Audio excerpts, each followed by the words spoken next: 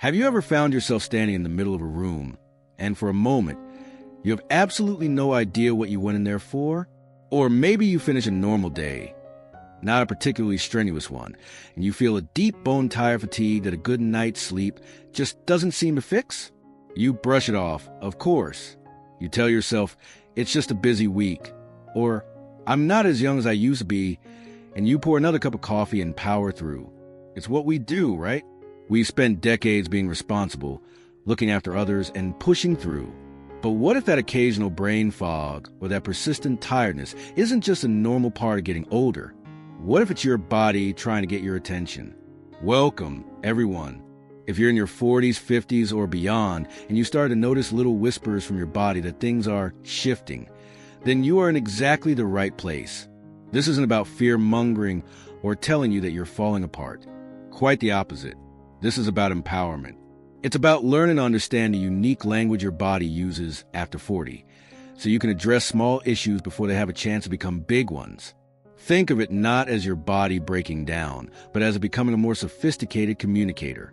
The problem is, we often aren't listening to the new dialect. In this series, we're going to talk about 5 hidden signs, the ones we most commonly dismiss as just age, that you should really never ignore. These are the subtle signals that can be early indicators of bigger things, and by understanding them, you can take simple, proactive steps to feel more vibrant, more energetic, and more like yourself again. Today, we're going to cover the first 2 signs because they are so deeply connected, often showing up hand in hand. Let's start with the first one, something almost everyone over 40 experiences but rarely talks about with any seriousness: that stubborn, unshakable fatigue. Now, I'm not talking about the feeling you get after a long day of gardening or chasing after your grandkids. That's the good kind of tired, the kind that comes with accomplishment. I'm talking about the kind of fatigue that feels heavy, the kind where you wake up in the morning after 7 or 8 hours of sleep and feel like you could easily sleep 7 or 8 more. Your get up and go has gotten up and gone, and it feels like a monumental effort just to get through your daily routine. For so long, we've been told, oh, you're just getting older, of course you're more tired. But what if we challenge that? What if we asked why? Very often, this level of fatigue is your body's way of waving a red flag about your mitochondria. Now, stay with me. That's a bit of a sciencey word, but it's a simple concept. Think of mitochondria as tiny little power plants inside almost every cell in your body. They're the ones responsible for creating your energy. And as we move through our 40s and beyond, these power plants can become less efficient. They can get sluggish, and they can also decrease in number. So, you literally have fewer power plants producing less energy. It's a physical thing, not just in your head. But, and this is the crucial part, this process is heavily influenced by our lifestyle choices. A diet high in processed foods and sugar creates inflammation that gums up those cellular power plants. A lack of quality sleep means they don't get the maintenance they need overnight. And a sedentary lifestyle? Well, that's like never revving the engine. It turns out, the less you move, the less reason your body has to produce energetic mitochondria. So, if you're feeling that deep cellular fatigue, it's your body's first, most common warning that your foundational energy systems need some support. It's not a life sentence. It's a conversation starter. And very often, having a conversation with that deep fatigue is the fog that seems to roll in over your mental clarity. This is our second sign, and it's one that can be genuinely frightening for people. You forget a word. You misplace your keys the 3rd time in a week. You walk into a room and draw a complete blank. It's frustrating, and if you're like most people, your mind might jump to the worst-case scenario. But more often than not, what we call brain fog is not a sign of something serious, but rather a symptom of other underlying issues. And very frequently, it's directly tied to that first sign of fatigue. Think of your brain as the most energy-hungry organ in your entire body. It's only about 2% of your body weight, but it uses about 20% of your total energy. So, if those cellular power plants, your mitochondria, are starting to produce less power, your brain is one of the first places to experience a brownout. The lights are still on, but they're dimmer. But the connection goes even deeper. That heavy, systemic fatigue often leads to poor sleep. not just in duration, but in quality. You might be in bed for 8 hours, but if you're not cycling properly through the deep sleep and REM stages, your brain doesn't get its essential housekeeping done. During deep sleep, your brain literally has a plumbing system called the glymphatic system that flushes out the metabolic waste and toxins that accumulate during the day. If that wash cycle doesn't run properly, you wake up with a dirty brain and it simply can't function at its best. So you feel foggy, slow, and forgetful. And there's one more huge piece of the puzzle that connects fatigue and brain fog: stress. When we're constantly tired, everything feels more stressful, doesn't it? And chronic stress floods your body with a hormone called cortisol. In small doses, cortisol is fine, but when it's constantly elevated, it can actually damage the part of your brain responsible for memory, the hippocampus. It's like cortisol is a corrosive mist, slowly affecting the very hardware of your memory. So, when you notice that mental fog setting in, instead of worrying, see it as a signal. It's your body's way of saying, hey, my energy systems are low, my sleep quality is poor, and my stress levels are too high. Can we please do something about this? Now, these first two signs, the deep fatigue and the mental fog, are so often intertwined, creating a cycle that can feel hard to break. But recognizing them for what they are, not as an inevitable sentence of age, but as a clear warning system, is the first and most powerful step toward turning things around. It's about shifting from just getting through the day to actively engaging with your body's messages. And understanding this connection gives us a fantastic foundation to build upon as we move forward and look at the next few signs your body might be sending you. It's fascinating, isn't it, how those first two signs, that heavy fatigue and the mental fog, work together almost like a feedback loop. One makes the other worse. And before you know it, you can feel a step behind your own life. But the body is a complex, interconnected system. And when it's trying to get a message through, it doesn't just use one channel. It turns up the volume in other areas, too. So, if you've been nodding along thinking, yes, that's me, the tiredness and the fog are real, then what we're about to discuss next will likely strike a chord as well. These are the signs that move from how you feel to more tangible, physical sensations that can stop you in your tracks. Let's talk about your joints. Now, I know what you're thinking. My knees have been talking to me since my 40s. What's new about that? And you're right, a little ache or stiffness, especially in the morning or when the weather changes, is something most of us just learn to live with. We call it creaky and we laugh it off.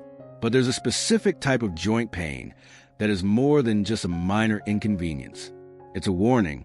I'm talking about a stiffness that lasts for more than 30 minutes after you wake up. That feeling where your fingers, your knees, or your hips are so stiff and achy that it's a real effort to get moving. Or a pain that isn't just a dull background noise, but a sharp, persistent ache that flares up in the same specific spot every time you climb stairs, get out of a chair, or try to open a jar. This is your body doing more than just complaining about yesterday's gardening. This is often a signal of systemic inflammation. You see, as we age, our bodies can become more prone to a low-grade, chronic inflammatory state. Think of it not as a dramatic fire, but like a pilot light that's been left on too high, slowly simmering. This inflammation produces chemicals that can break down the protective cartilage in your joints and irritate the delicate linings. When you feel that persistent localized pain, it's a direct message that this inflammatory process is actively happening right there. It's your body's way of saying, the wear and tear balance is off. We have more breakdown than repair happening here. And the biggest mistake we can make is to stop moving because of it. When you stop, the muscles that support the joint weaken, the fluid that lubricates it stagnates, and the problem gets worse. So, that's specific. Nagging joint pain isn't a signal to sit down. It's a signal to change how you move, what you eat to cool that internal fire, and to pay attention to the scaffolding that holds you up. Now, this leads us perfectly into the fourth hidden sign, which is so subtle that we almost always credit it to something else. We blame a long day, a bad mattress, or stress. I'm talking about a gradual change in your posture. This isn't about your mother telling you to stand up straight. This is something that happens so slowly, over years, that you might not even see in the mirror until one day you catch your reflection in a shop window and think, when did I start to hunch forward like that? It's that slow rounding of the shoulders, the head starting to drift forward, the feeling that you're just a little bit shorter than you used to be. This isn't just an aesthetic issue. It's a profound warning sign about your musculoskeletal health. That forward head posture, sometimes called tech neck, puts an incredible amount of strain on your neck and upper back. For every inch your head moves forward, it effectively gains 10 pounds in weight from your spine's perspective. Imagine carrying a 20-pound weight around your neck all day. No wonder your shoulders are always tight. But it goes deeper than muscle strain. This gradual shift is very often a sign of bone and muscle loss. After 40, and especially for women after menopause, we can start to lose bone density, a condition called osteopenia, which can lead to osteoporosis. The muscles in our back and core, which are the pillars that hold us upright, can also weaken and atrophy if we don't actively maintain them. This combination can lead to tiny, imperceptible compression fractures in the spine over time, which is a primary reason people lose height and develop a stoop. So, that slow change in how you carry yourself is your body's long-term, slow-motion warning flare. It's telling you that the very framework of your body, your skeleton and its supporting muscles, needs your attention. It's a call to action for strength training, for weight-bearing exercises, for focusing on calcium and vitamin D. It's your body pleading with you to invest in your structural integrity, so you can stand tall, breathe deeply, and move without pain for years to come. So now we've looked at 4 key areas where your body sends up signals: your energy levels, your mental clarity, your joints, and your very posture. Each one is a piece of a larger puzzle, a conversation your body is trying to have with you about the internal environment. And understanding these first 4 gives us a powerful, holistic picture that sets the stage for the 5th and final sign, which in many ways ties them all together in a way you might not expect. And that really is a common thread, isn't it? These signals, the fatigue, the fog, the joint pain, the changing posture, they aren't separate, isolated problems. They're chapters in the same story. They're your body's different departments all sending memos to headquarters saying, the internal environment needs some adjustment. And when you start to listen to those memos, when you begin to connect those dots, you realize that your health is a deeply interconnected system. Which brings us to the 5th and final sign, one that is perhaps the most subtle of all, because it's not about a specific pain or a fleeting moment of confusion. It's about a fundamental shift in your relationship with the world, one that can creep in so quietly you might not even notice it happening. I want you to think about your social life for a moment. Think about the friends you used to see regularly, the hobbies you used to love, even the simple spontaneity of saying yes to a last-minute invitation. Now be honest with yourself. Has that changed? Have you found yourself, over the past few years, turning down more invitations? Telling yourself you're too tired, that you have too much to do around the house, or that you just can't be bothered? Have you noticed that the activities that used to bring you so much joy now feel like a chore? This gradual withdrawal, this loss of spark for the things and the people that light you up, is one of the most profound hidden warnings your body can send. Now, it's easy to dismiss this as just getting older. We tell ourselves we've earned the right to stay in, that we're just more set in our ways. But very often, this isn't a conscious choice. It's a consequence. It's the final warning light on the dashboard that flashes when all the other systems are running low. Think about it. When you're dealing with that deep, cellular fatigue, the last thing you have energy for is a social gathering. When your joints are aching, the idea of going for a walk with a friend feels daunting. When you're feeling foggy and out of sorts, you don't feel like your sharp, funny self. So you avoid conversations where you might feel slow or forgetful. You see how it works? The first 4 physical signs can act as a silent, invisible force that gently pushes you away from the very things that sustain your spirit and your will to live fully. This is so much more than just being a homebody. This social and emotional withdrawal is often a sign of your nervous system being stuck in a low-grade fight or flight mode.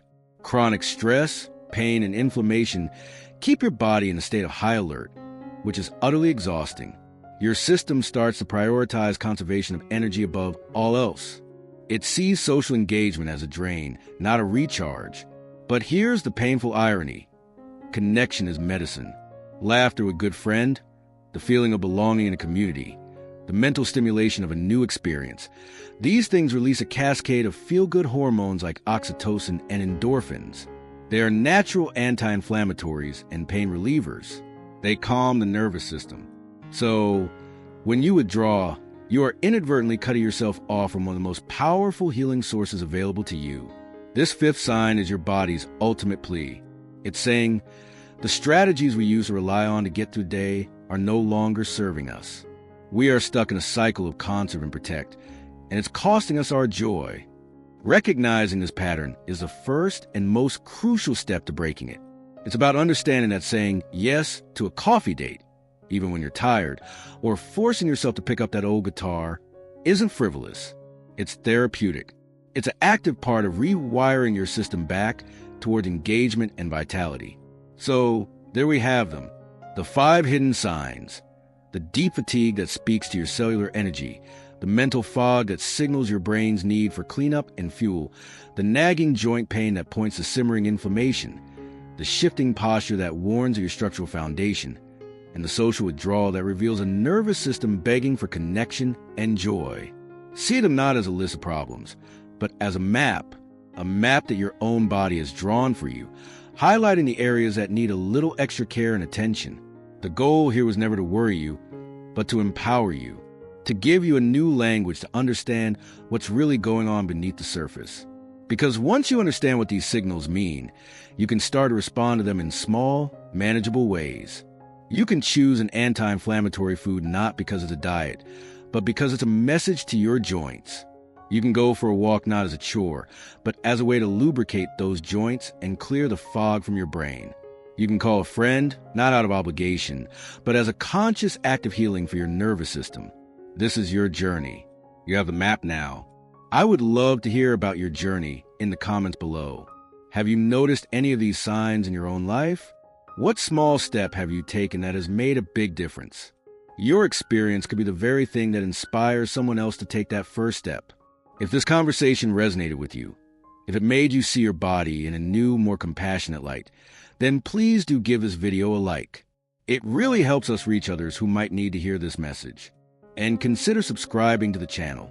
We're here to have these important, honest conversations about navigating the second half of our lives with energy, clarity, and joy.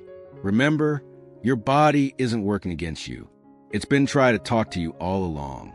And now, you can start to listen. Here's to understanding its language, and to living your most vibrant, connected life at any age.